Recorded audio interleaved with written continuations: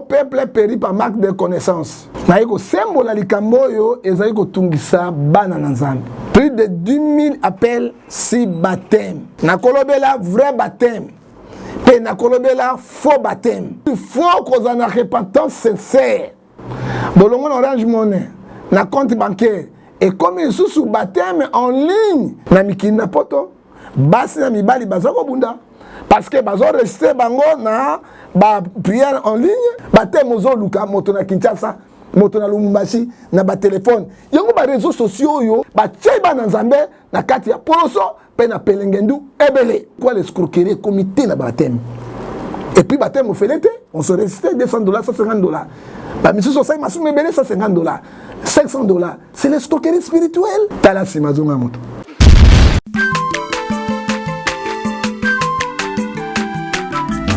Azamwana moto te, boa kosangai. Abongwa ni pete, boa wangana. Nzambe ya le Nazarien, le Nazarien. Le Nazarien, le Nazarien. Atako babakola ki mafuta na musakolima. Lelo ya yobolingo bateli le Nazarien. Lipamboli oyo mona na katempeni mama kantelobi. Kolapye mapapu, masope mafuta. Toko kesikana longo na nzambe oyo mabenga na makomi Jésus. Mesdames et messieurs, fidèles téléspectateurs, il y a les Nazariens Télévision, chaîne 100% chrétienne. Bonjour. Bonjour, vous allez parce que était chaîne Busso, ils allaient partout dans le monde. Bissikanios sont au Balanzambe Bazali, Bazali Kolanda les Nazariens, Bissikanios sont au Bato Balingin Zambe, Bazali Kolanda chaîne au Yabango, Yamanonga, au Pesakabango, ba fruits, au Ezali, ba fruits spirituels. Banda konanga iboyebi ete na semaine oyo to bandaki émission moko oyo ebaki na kosala rage na en tout cas to banka Kinshasa te partout dans le monde bato nyonso bayebaki na kozwa yango ezalaki réaction ou bien émission to salaki na pasteur Ngefa prophète Ngefa ayebaki na kolobela makambo etali makambo molili to makambo oyo bato basalaka ba pasteur basalaka ayebaki na ko révéler yango parce que bana nzambe bazalaki nango besoin et boyebi epe boyebi lisusu yete que Yannick Chisola Azali Dirkaba, il y a gouverneur, il y a Lualaba et Richard Mouyej Manguez Mons, avec qui ça la réplique au droit de réponse parce que les alliés déontologie, les alliés qu'on permettre biso et c'est qu'il y a aussi la droit de réponse naïe aya qui a des cas qui vont qui va propos naïe. Mais il y a un été prophète paix, il y a ça la réplique, tous autres le droit de réponse et ça peut réplique penzate, et ça moi précision oh il y a qu'on va couper ça dans ma union sur oh Yannick, bien sûr sur la peut-être ça comprenait qui m'a ramouté à couper ça ma précision na nyonso oyo ye yebaki na koloba par rapport ya ba réunion o esalemaki wana mais ya moto kota na likambo mama na likambo wana tout ça na partie moko vraiment ezali importante ezali était prophète Ngefa alingi a éclaircir to après ça ba na nzambe maté ya bile ya molimo na maitali baptême ya téléphone baptême à téléphone pe boyebi yango était bato ebele ba yebaki na kolanda yango que ba pasteur lelo la période où il y a Covid-19 où il frappé le monde entier ba yebaki na ko ba so benga ba fidèle ba na ko so ba baptême na téléphone to comprendre en côté puisque il y a ça pasteur azali prophète alingi ko sembola alingi ko pe sa lumière na likambo o ya baptême ya ko constituer première partie na biso après prédication to koyeba na kozonga po to beta masolo etali ya Richard Mouyej Manguez Mons ba réunion salemaki wana nenge prophète alobaki et après réplique il y a Yannick Chisola pasteur ako yeba na ko réagir to ko pesa ba précision ni mais il y a moto landa na bino na zanga mon côté na plateau na zana maman Tiffany la princesse de l'Éternel la patronne ya les Nazariens Télévision et webi ka ne bino bolinga ki mingi parce que alobara toujours bien za na ba question moko la musaka azali na biso elongo maman Tiffany bonjour. Bonjour Diane. On est santé. Non, on connaît tous La CP nous laisse la tiki pour ma case. Bon, comme d'habitude. Oui, so za pembeni ya Musala Nzambe fo yeko la po la tandenge po na vike prophète nga ya le opa na veste po na ebi soka ki na chemise na vike to nga na veste nga bi maman Diana la tili puta te va comprendre que fois passer ça là que marque wana que il y a la tisse. Oui, c'est ça le problème. C'est qu'il y a tout à roulata veste et on a vu on a accompagné tout qui peut qu'à moi pour l'air na tricher donc tant que exprime quand même merci pour la TikTok. Merci maman et tous appelez la pasteur Musala Nzambe parce que balobaka ceux qui vont aimer Musala Nzambe vous a double honneur c'est que topé ça est double honneur. Bonjour pasteur. Bonjour maman Diane Kolo Apambola Bino Apambola présidente il y a parlement céleste député quoi donc Tiffany Moko parce que oyonde ezali véritable chaîne chrétienne de la vérité ceux qui ont moningai na se déplacer na ye awa pona awa ezali ba chrétien bazana posa ko kalilo banzambe ya solo oyo basana ko bunga bazonga nzela parce que Ephésiens 5 verset 16 lobi racheter le temps car les jours sont mauvais yango monete na banda na baptême c'est ma baptême beaucoup personne ba question na bino peut-être quand na moi ndambo ya politique et puis na ko sala réplique té mais na ko zongisa ndeko wana oyo bino benge Yanika na Titsola na Mwanzela Muke et puis toko silisa yango na Nzambe toko banda na Nzambe na prière pour être to banda maté na biso Nzambe yo lobi na Matthieu 18-20 là où sont réunis 2-3 personnes à mon nom je suis au milieu ya où na côté à liloba oyo ko sembola si baptême ya où pesanga maele sagesse nangai moko plus de combien de bateaux na kokate te kaite de bono te yango na pokwelelo e kota na katamite mana bato bandimi baza lokola ba Kristo ya bere oyo bazalaki ko yoka liloba ya Nzambe pe ko manyola na ba écriture oyo komami soki boyete peuple ko s'en égarement tikate molimo sant Nzambe na tango na suka okita et pas ndeko Diane et pas maman Tiffany Mokwa et pas ya pe John Ngefa et to kolobe yo te pa na yo to banda na yo to sukisa na yo na kombo na Yesu Masia amen. Amen. Na banda ko pe bulubi amen. Maman Tiffany to tikela. Oui to tikela to ke no landa loka bande ko nso ko landa to vanda penza to landa mateya ya baptême parce que zozonga na mituna ya baptême. Ya baptême. Ndeko mbema bisope to mata to kende pas matin prophète le toi le 8 le 9 il faut prophète qui ne marche il faut que tu caille penza na temps qui no pema na peut-être so quoi qui marche to yeba onka awa juste après mateya na ye voilà. Merci beaucoup à tout à l'heure. Merci beaucoup. Alléluia. Merci le roi de rois.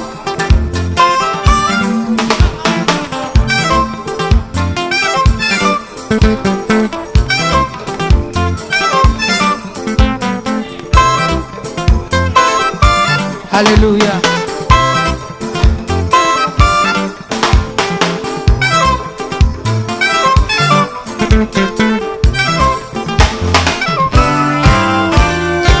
Tombola maboko na yo likolo. Lakisa maboko na yo.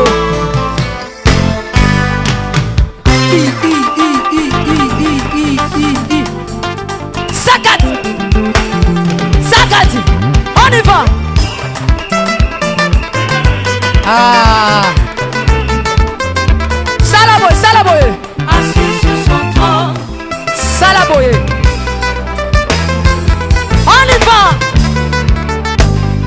Assis sur son trône. Encore, encore, encore. Ah, ah, ah. Afandi na ngwende na ye. Yesu azaya kofanda. On y va. Assis sur son trône. Afandi, afandi, afandi, afandi. Assis sur son trône. Fandi saye, fandi saye, fandi saye. Nazo mono tetika Yesu afandi. Afandi, afandi, afandi, afandi. Merci Jésus. Balingani na kolo Yesu Masia. Topesi bino nyonso mbote na kombo na tata pe na mwana na molimo santo. Soki bomoni prophète du peuple ayei naye kosembola likambo oyo ezali kotungisa bana na Nzambe. Nazwi bapel kouta na mikili nyonso na poto, plus de 10 000 appels si baptême. Papa sembola biso likambo ya baptême parce que olobaka makambo ya politique epamba te po ete olobaka mpe makambo ya bonzambe. Yango ete balobaki eske baptême ezalaka en ligne ezalaka. Pourquoi lelo bino bapasteur bolongo lelo na M-Pesa, bolongo na Orange Money, na compte bancaire, et comme ils sont sous baptême en ligne, et puis baptême en ligne, ils ont résisté, moi si à moto ça mobile yeba, mobile pas ont résisté ça moi si na yeba, pe poto et c'est ko kota na libota ya bana na Nzambe. Yango mona ki ete na zwaki mokano ete koleka na chaîne les Nazariens, chaîne chrétienne, pour être na sembola tina na likambo baptême. Na kolobela vrai baptême. Pe na kolobela faux baptême. Si les écritures. Osée 4:6 lobi, mon peuple périt par manque de connaissance. Tango oyo il faut vérifier par écriture. Moto moko te akosa bana na Nzambe na maele apoloso pe maele apelengendu. Pona Matthieu 7 verset 15, les roues ravisseurs sont entrés dans l'église de Dieu. Donc il y a aussi baptême. Définition baptême. Baptême est une pratique. Il y a maille fut introduit sous le ministère de Jean-Baptiste. Baptême est bandit dans la porte traité. Baptême est bandit par Jésus-Christ et mon côté. Mais baptême est bandit dans le ministère il y a Jean-Baptiste. Azali ko pratiquer yango pendant côté ya bateau dans la repentance et puis le pardon du péché. Marc chapitre 1 verset 4 à 5. Nazongeli lisusu. Dans le Nouveau Testament, les pratiques de baptême furent introduites sous l'instruction et le ministère de Jean-Baptiste, qui pratiquait le baptême de la repentance pour le pardon du péché. Marc chapitre 1, verset 4 à 5. Et l'obinin, Jean-Baptiste à Paris, dans le désert, il prêchait le baptême de la repentance pour le pardon du péché, Luc 3, verset 3. Pourquoi baptême? Oh, il y a Jean-Baptiste à côté. Liboso Jean-Baptiste a l'inga qui ko réparé. Bato bazalaki koye banzambete. Mabe kota qui est belé. Bato bazalaki croire que Jésus-Christ est le Seigneur et Sauveur. Bato basalaki makambo baki ko sala nyamu nyamu. Et puis bazalaki na pardon du péché te. Nzambe ayekotala. Na ko exterminer bato mokili mobimba te à cause d'un individu songolo. Ayekotinda Jean-Baptiste, le dernier prophète dans l'Ancien Testament, oh, il a l'attaqué ma poutate, il a attaqué vestete, azali goli a pété, azali goli a miel, na soterel, biloko son nzambe asali, et puis azali kolata bilamba oyo ya poso ya nyama. Ayaki pour na kopesa baptême oyo, pour être bato na repentance, bande kona ngai, avant de engagement il y a baptême. Ou bien dans les réseaux sociaux, ou bien en ligne. Tout d'abord, il faut qu'on ait une repentance sincère. Il y a mis balai, il faut qu'on se répare dans Zambé. Il y a mis sato, il faut marcher conformément à la volonté de Dieu. Et c'est là, au Koluka, pardon du péché. Lelo mon petit baptême, on appelle ça 3 sortes de signification baptême. Nano mutu ozo ko pesa en ligne. A s'enregistrer un abanga na mobali na yete.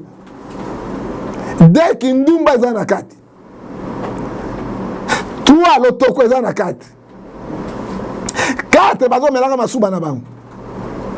5 bazo bengana mibali na bandako. moto ya ndenge wana oprêché était. Jean-Baptiste a prêché qui liboso. A prêché qui liboso pour la répétance ndenge Joël chapitre 2 verset 12 ezekuloba. Moto ayoka na Nzambe. Baza na alliance na ye. Batika mabe ba na malamu. Pe ezwa pardon du péché. Lelo likambo ya bateme oyo na mikini na poto basi na mibali baza ko bunda parce que bazo rester bango na ba prière en ligne sans azoki affermissement wapi tout le monde ko zo bateme il faut affermissement il faut enseignement il faut affermissement il faut la crainte de Dieu on a obéissance à Dieu on s'appelle non impiété on a la propre liberté dans Zambie. Il y a des gens qui cherchent ça. On a besoin baptême dans les États-Unis d'Amérique. Au salut, mon salaire ya pamba parce qu'ils ont faux baptême. Pourquoi Matthieu 13, 3, verset 13 à 17? Bon, vérifier, bah, écriture. Jésus-Christ a dit qu'il n'a pas baptême à répentance. Parce que moi, je suis Zambé, paix à Zaki n'a répentance sincère. Mais il n'y a pas Jean-Baptiste. Parce que monsieur Jean-Baptiste, au moins, Marc 3, qui planifier les chemins du Seigneur. Parce que mon conduit à Kobotama. Et hier, soit 100% Dieu, 100% homme. Pourquoi le bagage est 100% Dieu, 100% homme? Babaté, mais papa, n'a pas côté. Non, il n'a pas fait ça. Tout le monde a exemple. Il n'y a pas Jean-Baptiste. Pour être Jean-Baptiste, a baptisé. Ce que tu l'as dit, Marc, chapitre 3, verset 13 à 17, et l'obit. Alors Jésus vit à Galilée, au jour, au fleuve Jourdain. Il était venu chez Jean pour être baptisé. Yesu ayaki et pas à Jean-Baptiste. Pour être abattisé, comme baptisé, il y a une relation directement, il y a bâtonné Nzambe. Comme baptisé, il y a une maïnini na koloba. Est-ce que il y a une piscine? Ezaki na bagoute de l'eau, on va tirer na mutu na koloba. Et Jean-Baptiste azalaki na somo ya kosimba Yesu parce que ayebaki Yesu na molimo ete o yazali mwana Nzambe pe azali Nzambe. Pon ayeba Jean-Baptiste ete ezali loi ya Biblia ya Nzambe tindaki ayaki pour appeler ça exemple. Et Jean-Baptiste akamataki Jésus alobi na bango ngai na kobatisa bino na mai. Mais oya akobatisa bino par Saint-Esprit, par le feu. Pourquoi on baptême a fait sans tout faut que na baptême immersion de l'eau. C'est la confusion totale. On va ça dans nzambe bazo kosa bato. Hein? On te benga bango ba criminel spirituel. On va continuer l'église ya bato. Hein? L'église ya nzambe pour na détruire bato. Et sima ya ko batisa likole fungwamaki Nzambe eme alobaki oyo azali mwana nga bolingo na sepeli na imingi. Mais tant que Jésus a silisi baptême, alamuki, abimi, akamati Matthieu 28 verset 19. Alobi boy, apesi ordre na ba disciple, bo kende bipa nyonso, bo batisa batu, na komo na tata pe na mwana na molimo mosantu. Apesi ordre na Matthieu 28 verset 19. Ndé konanga pona noza ignorance boy. Olingi baptême. Baptême qui ça c'est ya ba téléphone était. Kende pas pasteur na yo sambela na poto ton États-Unis partout aux ali. Il est ministre de Dieu. Azana 5 sacrements na ye. Akoluka sika mayo za ko tiola. Akokulisa yo ya sola ko batisa na komo na ibada pe ya mwana molimo soto okobima. Baptême ozo luka moto na Kinshasa. Moto na Lumumbashi na ba téléphone yango ba réseaux sociaux yo et baby fi makambo ebele ya bonzambe ba tsheba na nzambe na kati ya poloso pe na pelengendu ebele Osée 4:6 mon peuple périt par manque de connaissance. Tanga pesi ordre yo ba portrait ba bandi ko exécuter yango na Marc chapitre 16 verset 15 à 6. Et puis il leur dit allez partout dans le monde. Marc chapitre 16 verset 15 à 16. Ayebisi bango bokende partout na mokili mobimba. Prêchez la bonne nouvelle. Alors on ko zo baptême te soko zali affermi te. On ko zo baptême te soki obongwami te. okozwa bateme te soki oza na milimo ya nyomititi, okozwa bateme te soki oza na escroquerie, okozwa bateme te soki oza na makilai na nzoto na yo ya bato bino bobomaka butu moi kolongola bazemi koboma bato. E oyebisa bakreatire nyonso ya mokili ke bazwa bateme mpo na pardon du péché na bango et puis na repentance. Pe asoki te, celui qui croira moto mpo ozwa bateme, il faut ndima Jésus-Christ. Il est le sauveur, il est le maître. On dit azali mwana nzambe pa azali nzambe, et qui sera baptisé qui sera sauvé. Oyo bako batisa ye nde akobika, mais celui qui ne croira pas, il sera condamné. Moto akondima bateme oyo te, oyo babatisa ye pe abongisami mpo na kokuta na Yesu te, na repentance sincère te, mpo na pardon du péché te, akozala condamné. Mais oyo andimi Yesu kotika mabe, kotika masumu, ko réparer na nzambe, koye liboso na ye, akoki na ba prière, na ba enseignement ya affermissement, akoki kokota na kati ya bateme.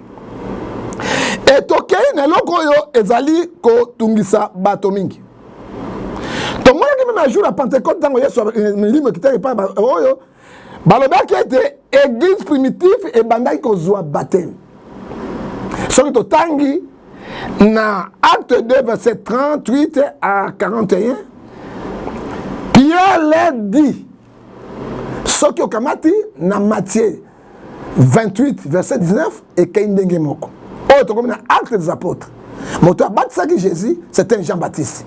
Jésus a passé par ordre na ba disciple babatisa mokili mobimba. Paul Pierre sikoyo azaki premier disciple à Jésus, aye ko pesa ordre oyo tozaki koloba na kati dans mon cas, 2, acte 2, verset 32 à 41, Pierre leur dit, repentez-vous.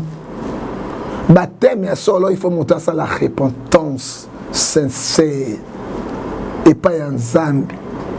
Et, bah, l'objet, on sa repentance, c'est un zambi azante. Zambi azante, abisso de soute. Jésus peut akoufa kende. Oyo moni mosaï na zambi azo représenter un zambi.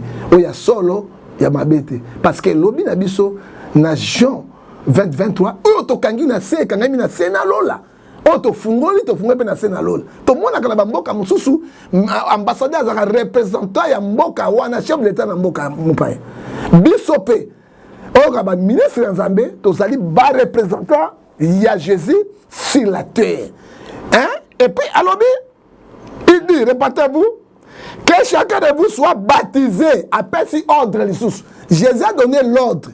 Moko na bino abatisama na komo na Yesu accord de pardon du péché et vous recevez les dons du Saint-Esprit. Ceux qui vous avez baptisé na baptême ya solo te nous expliquer bino awa ba baptême par ignorance o bozo sala yango beaucoup ko za don de Saint-Esprit te yo ba baptisa na moi mai ba tia na mutubu. Là comme ça trois sortes ya baptême ignorance o bani na quatre églises rondoraka lokuta. Lokuta. Parce qu'il faut jouer véritable baptême pour jouer don il y a Saint-Esprit. On doit don on parler en langue. Yo aussi no baptême était, il y a solo té. On a zone de savoir comment on peut parler en langue parce que avant Paul va parler en langue, il faut se la baptiser na baptême il y a solo par immersion de l'eau. Et puis de l'eau on dit ils allaient couler. Est-ce que ça là un mot? Hein? C'est l'escroquerie spirituelle. Ba nzambe ba ko sabinoté. Hein? Toké. Pendant soit dans il y a Saint-Esprit. Dans le verset Alingonga, acte 8 verset 12 à 13 bokutanga yango. Acte 9 verset 18 bokutanga yango. Acte 22 13 à 16 bokutanga yango. Et puis tango baptême ezali ko bandana tango ya bapôtre. Et bapôtre balakisaki biso Pierre remplaçaki Jésus. Mais le premier pasteur de Jérusalem c'était Jacques, frère de Jésus. Premier pasteur, premier évêque. Il y a quatre, il y a Jérusalem et Zalaki Jacques. Yango, tout ça, Sabino, trois sortes de baptême par ignorance. Et puis, Nassou qui s'est maté à Oyo. Oyo, Bozo Kakatinengo. Moto à Kosa, Moto, le sous-souté. Ba pasteur.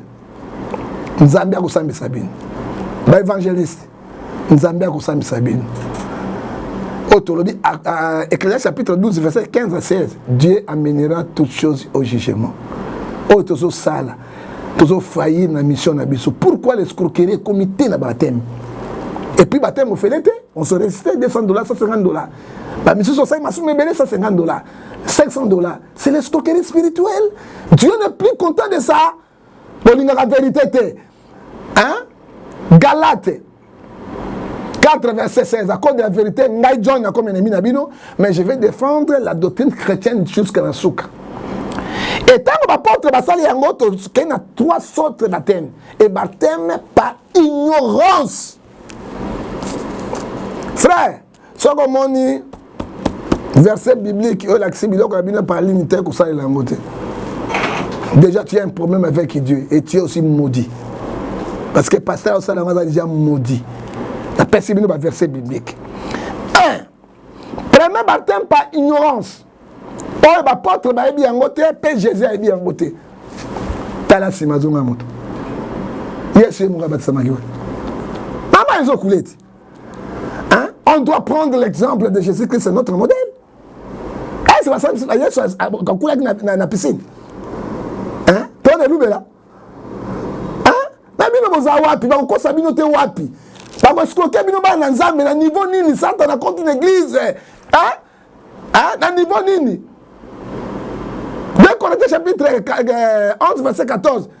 Ne vous étonnez pas, il se déguise comme un ange de lumière. Bon keba. Bagwana komo na Yesu. Matthieu 24 verset 24 ba ça miracle. Yesu ebi bangote. Marc 13 5 à 6 alobini. La tini bangote pe na ebi bangote. Boza wapi. Baptême par ignorance. Baptême par ignorance, ezali tango bazui quelques gouttelettes de l'eau ba verser na tête na yo comme église catholique. Ce n'est pas biblique. Baptême par ignorance, expulsion de quelques gouttelettes de l'eau vers la tête bazui. Tozobatisa yo na kombo ya tata, na kombo ya mwana, na kombo ya molimo sa bazui sous mochoir. Bapangusi yo na mai wana, OK baptême. Eza baptissimo par ignorance. Pierre a ebi yangote, Jésus a ebi yangote, Nzambe a ebi yangote. Baptême par ignorance. Deuxième baptême par ignorance. Ezali expulsion de l'eau répandue sur la tête. Ezundamba bilamba. Na kati na dictionnaire italien babi l'infidèle ezola kisaete ba verset moto moi mai muke ou bien ba kotisi moto na moi mai ya muke o ezotio la tele ko ba piscine na la tele babi et l'infidèle donc na o ezali ko tio la tele ya muke ezali ki autorisé tango wana parce que na kati ya désert na bamboko ya rabe mai ezalaki te moto akokitaka mai mukebo ebaki na sécheresse nde bazali kotia bato ndenge wana sa mai ya kotiola. C'est le baptême par ignorance. Nzambe ayebi yango te oyo bosaka na bapisine awa Nzambe ayebi yango te. Pierre ayebi yango te. Premier passage à Jérusalem, Jacques frère de Jésus ayebi yango te. C'est le baptême par ignorance. Ok. Un véritable baptême, il y a immersion de l'eau. On te prend, on te plonge dans l'eau d'abord aux unis na Yesu, au secours na Yesu, pe masumu na yo elibisami pe na pardon du péché pour ça les repentance sincère. Ça c'est véritable baptême. Ozo baptême o ya ba kati ya ba piscine eza baptême te mai wa itchoka na piscine. Ozo baptême ya catholique na ba protestant baptême maya na comme attendez à moi ezali faux baptême bengo baptême par ignorance. Parce que de moi qui nique éthiopien wan motu ya mbongo akuta na Pierre a teye liloba na Nzambe akroire na liloba na Nzambe et côté na motema na ye azui la sali repentance sincère à se ranger na Nzambe à négocier na Nzambe atuna ki Pierre na kozwa baptême wapi Pierre alandaki na mai ezotiola toujours na Jourdain. Pierre azwaki mai ezalaki na kati ya mulangi te atia na mutu na koma tata mwana te bakendaki na Pierre na mai ezalaki kotiola akosaki nike Éthiopien wana na kombo na Yesu pe abimisi ye akufi na Yesu pe asekwe na Yesu. Pourquoi mai ezalaki kotiola tango sukolaka otie savon okwe na fleuve okomona basalite ezobima parce que oyo ezalaki nango komi eloko ya sika etioli eke unique Éthiopien azalaki na char plein de biloko baor badiama baor ayokaki liloba oyotaka epai ya Pierre acroire na yango abatisaki ye na kati ya fleuve non na kati ya bapiscine o na kati ya bamai ya mokuse oyo eza kotiola te eloko na ngai bisa bana nzambe mpona kosukisa lelo bateme ekomi pa liboso ozwa bateme $200. Ce n'est pas moi qui dis. Nde babengi ngai basi na mibali na poto papa tozokende wapi tozosuka wapi nayebisi bango Osée 4 verset 6 mon peuple périt par mal connaissance enregistré yo na réseaux sociaux basu baresio de bako personne na kata ba vodou ozoyeba hein enregistré yo si ma enregistré yo ozi prier en ligne obandi prier en ligne tango nini ateyaki bino tango nini bapaster na Kinshasa bino na poto mais tomoni bateme oyo ndeko na nga landa ngai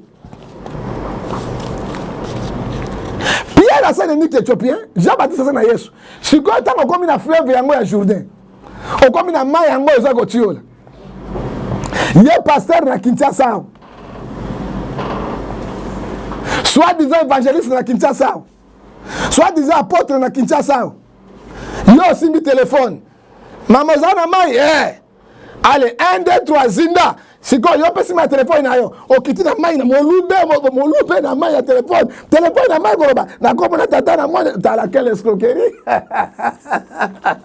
tala bana bozoko bakisa bere nani azokosa bino boye sikoyo ozindi na téléphone na mai ya bandi kodikte yo olamuki mpe na mai mais téléphone ya biso ya ngwanjo ekobeba nyonso ekufeke ite eza mpe téléphone ya nzambe ya molimo mosantu te tala escroquerie mais soki olingi bateme kende mpe bapaster na yo esiki ozosambela bapaster nyonso bafo te là où il y a des faux le vrai bazali kende na fermissement bateya yo repentance ya solo la crainte de Dieu nsima na yango kaka paster wana akoluka mai eza kotiola nde akozindisa yo mpe akobatisa yo olie oluka plein des escrocs batondi awa na mboka ya Kinshasa luka bakangi baeglize bamabonziso kota te epesa totelemeli yango ekufi bakomi kocreye biloko mosusu mpo na bana na Nzambe nga na kokonseye yo soki ozwaki bateme ya mai ya mutu eza faux bateme ozwaki ya mai etio na bakati ya bapiscine tolobaki ya toi bafaux bateme par ignorance oyebaki te faux bateme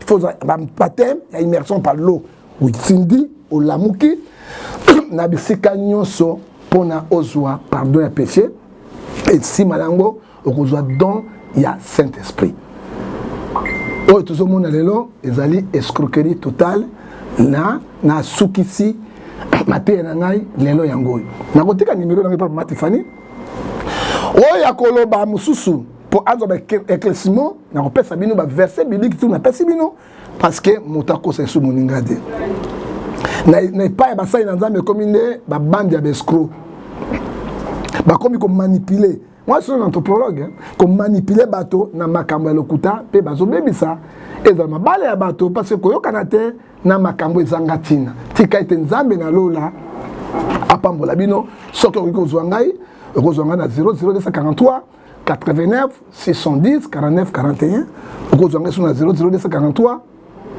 81 807 26 78 pour que vous ayez un privé dans 00243 99 99 42 937 na kotika ngonga Nzambe nanga pambulo bazola na nyonso bo fungola ba verset nyonso na pesi bino bo kamata yango botanga yango pe eloko nyonso oyo ezali na verset biblique te oyo ezali na verset biblique te bo yango te na référence ya baptême Bokozua, Marc chapitre 1, verset 4 à 5, qui est tanga comme devant domicile. Deuxième verset, Marc chapitre 3, verset 13 à 17, pour la baptême. Troisième verset biblique, Matthieu 28, 19, qui est tanga. Cinquième, Marc chapitre 7, verset 15 à 16. Pour la baptême, Kamata Acte chapitre 2, verset 38 à 41. Kamata Pelissousou, Acte 8 et 12. À 13, acte 9, 18. Au-dessous, acte 22, 13 à 16. Pe bokotanga yango nde bokoyeba moto akokosa bino lisusu te baptême en ligne ezalaka te. Baptême en ligne ezalaka te, c'est l'escroquerie toujours spirituel et avec caution d'argent bozo futa 200 100 oyo to boy makambo na kata église na Nzambe parce que les loups féroces sont là. Nous sommes là dans Hébreux 4 verset 3 oya molili to la musango polele po bana Nzambe babika tika ite Nzambe na lola apambola bino apambola les Nazariens oyo bandime tena le kanakata na prédication simana bango bazana mituna oyo pona to lobelango tina bana na Nzambe baza ko ba Kristo abere batala makomi oyo ezali na biblique oyo ezali na makomi ya Bible te ezali faux oyo ezali na Bible ba recevoir que mon Dieu vous bénisse. Shalom fidèles téléspectateurs de NazarienTV.com, une chaîne 100% chrétien qui édifie le chrétien du Congo ainsi que du monde entier en général. Bien aimés, nous avons entendu vos supplications, vos cris et dorénavant, vous aurez une version française de tous les témoignages qui sont passés sous le Nazarien. Le voyage astral se fait le déplacement de laisser son corps et de sortir en esprit. Version française désormais de tous les témoignages. J'ai même fait appel à des démons puissants et géants, mais ils n'ont pas pu. Ceci est un grand rendez-vous à ne pas manquer, un cadeau surprise que vous offre le Nazarien. Abonnez-vous très massivement sur le Nazarien News afin de ne pas rater cette occasion. Ces combats étaient sur le plan spirituel et le plan physique. Et ces témoignages vous sera présenté par votre digne serviteur, Elelpia Bengoma. Attendez-vous à une grande bénédiction. Restez branchés, restez connectés parce qu'il y aura du lourd et il y aura du nouveau. Et que Dieu vous bénisse énormément et abondamment. Moi je demande par rapport à la robe parce que tu avais expliqué la fois passée par rapport au pantalon. Non, il y a kiti na ba mesa. Ah, atanya ukondoko. Na mona yo. Na chayo na mwamba. La minute on a 4 à katikata saga fufu. Oui, alors est-ce que tu bonjour. Boni. Et l'autre côté, et puis qu'il y a mon bureau à travailler des micros. Donc dès que tu as un galère à niveau 0. Tout ça là boy. Moi il n'a bon vraiment mingité. Mais nazo tchela bino moi mon tio naza nango na agence mon boy Nazareta. Sarita qui dit sérieux. Oh. Maman, comment est bon donc yo pesa au fouti mbongo kuna partir à poto biso to ya to jibilo. Na bengi ya Scotty. Agence moi ifungami comme na Nazareth. Na kufie. Agence lisusu. Ndeke sansu mulongo kuna. Pour cela susu. Kuna eza mambo mulongo te. Yesi afuti mbongo kuna partir à poto biso tozoke ko récupérer biloko oli. Ah tika boyeko. Yiso mona makama bongo na monte. Bat papesi mbongo kuna biloko ko récupérer biloko oli na agence. Ezalaka. Mais yango ibandi. Maman, leki nanga yebisi ngai mena ndimite na lingi na mona ki mona beso poli kamba boye na monde na ne salamate. Mama yebisa ngai ba pesi mbongo kuna biso to récupérer biloko kolia awa ya solo boutique Nazareta ezali boutique ou ezali ya distribution ya ba produits alimentaires. Ah na sali poto sunga bandeko oyo même ba oyo bazana na peu de ressources comme on a été bandé comme bazana niveau à Kinshasa même avec un petit rien.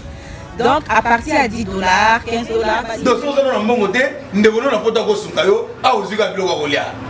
Eh maman Nazareta nzamba pambola ya bakise mikole belé awa na sena mokili et bongo awa tozawa poto yeba adresse awa la boutique Nazareta est ici à Kubungate toza sur avenue Monkoto numéro 1 direction Elengesa face à face na église catholique Saint-Vincent.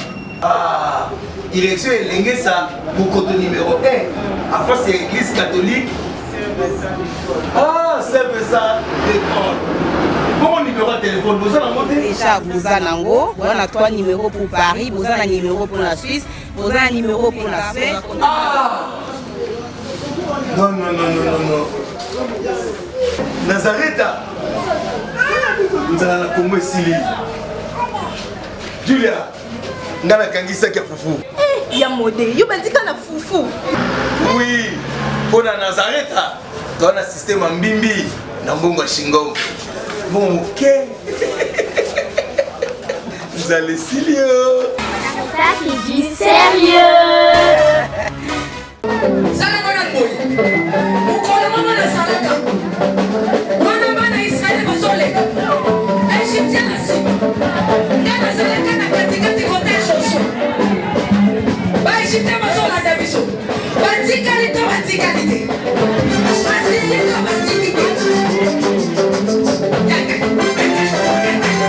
Loba Satan azana ba problème. Oh asimbi kisi. Asimbi kisi. Yali kambwa kisi te yobe ke doluka kisi na osala nini? O simba. Biso tozo yemba.